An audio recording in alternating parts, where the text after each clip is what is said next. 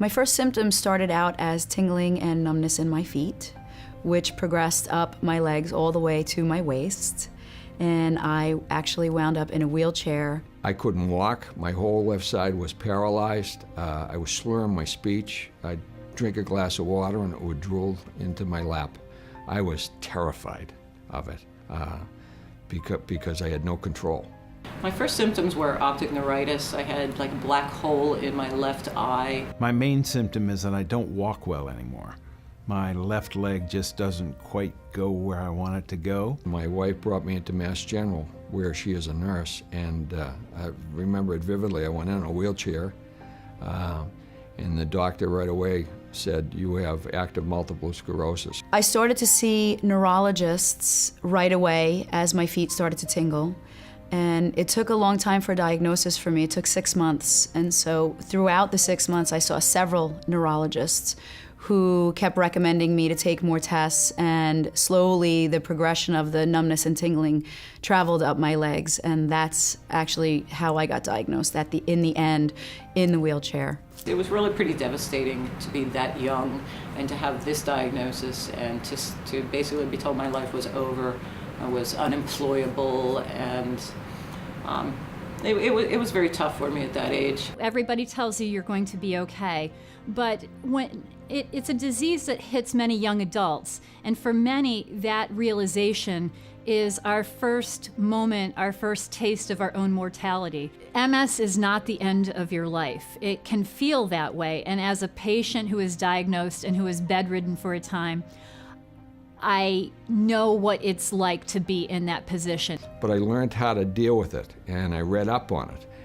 The key to this is education. If you know about what you have, then you can deal with the symptoms that you have, and nothing surprises you anymore. You go through this period of uncertainty. Even though everybody's telling you you're going to be okay, it's something that you have to come to terms with yourself. And sometimes that can take days, weeks, or even a year. I think this is a disease that affects a lot of people.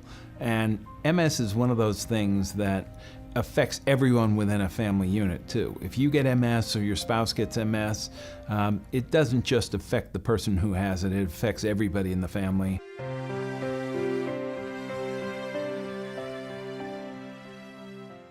I have an incredible support system that has been there from day one. I moved back to where my family is outside of Philadelphia, and I found wheelchair sports, and I started competing in track and field and swimming and just trying different adaptive sports and things. And that gave me a reason to get out of bed in the morning. Gave me something to focus on. It gave me a chance to participate in life again. Just going through that process, and it takes a little time, you do come out on the other side, and you start to see and feel that you can follow up in the dreams that you had envisioned for yourself. Life for me now really couldn't be any better.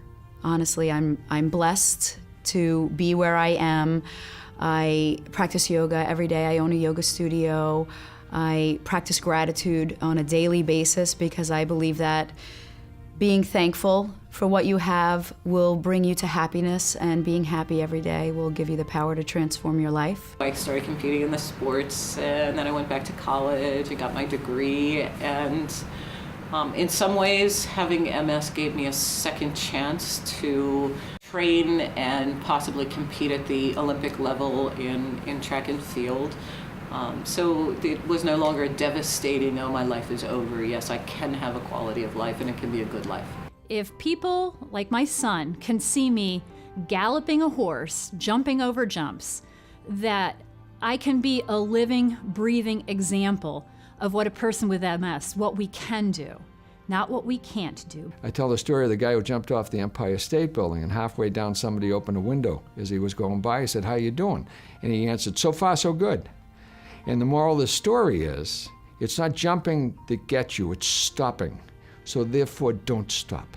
You're never given more than you can handle, and everything happens for a reason. Just keep doing everything you can do. I think one of the reasons I've had a fairly mild course is that I don't let the disease define me. I don't think of myself as an MS person, I just think of myself as a person. Now I have just been selected to ride in the World Equestrian Games for the United States. just miles beyond where I was 10 years ago when I was diagnosed. Life is what we make of it, and it's up to us whether we want to just sit in a corner and curl up and be nothing, or whether we want to participate in life. And I'm a firm believer that life is a participation sport.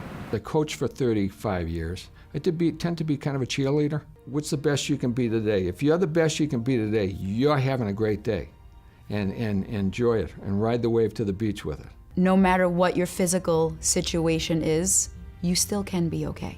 I think you do need to kind of do everything you can do and be the same person you were, enjoy your family, enjoy your friends, enjoy your career, and not let the disease define you. Life with a disability, life with MS, can be fun and fulfilling, and whatever you want to make of it. Wellness isn't about walking. Wellness is about being okay inside of you. To my fellow patients, don't let it beat you. I have incredible hope for MS research and for an ultimate cure for multiple sclerosis. I think the future is very bright for MS. There's so much research going on, new therapies being developed all the time, and my goal in this is to keep myself as healthy as I can possibly be. And I think you can learn that it's not the end of anything, really, you know? I'm constantly amazed how things are growing and developing, and the science is getting amazing, and we're being offered solutions to the disease and the MS problems that we face. The MS Cure Fund is a valuable resource. They provide support for patients, and without support from others, donations and volunteering, they wouldn't survive. So it's important for the MS patient that people do volunteer so that they can continually have the support that they need.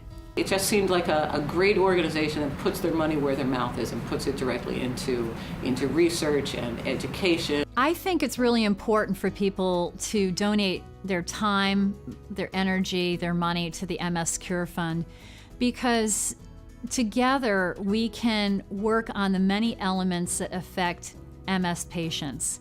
And it's a burden that nobody should shoulder alone, but working as a team to move forward in a positive manner, we can all make a huge difference. We really need to speak up, and we need to locate the right people to help us to have a good life, and maybe to get rid of this disease so that the next generation doesn't have to face what we've had to face. Find a cure for the disease that robs the dignity of the 15, 16, 20-year-old kids who have their whole life in front of them. That's who I'd like to help.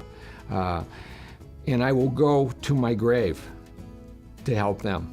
We all get scared. We all do. But we get through it, and we move on.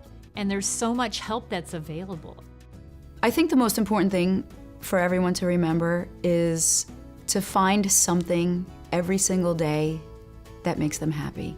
Do one thing every day to make you happy, because being happy every day will give you the power to transform your life. That's my message.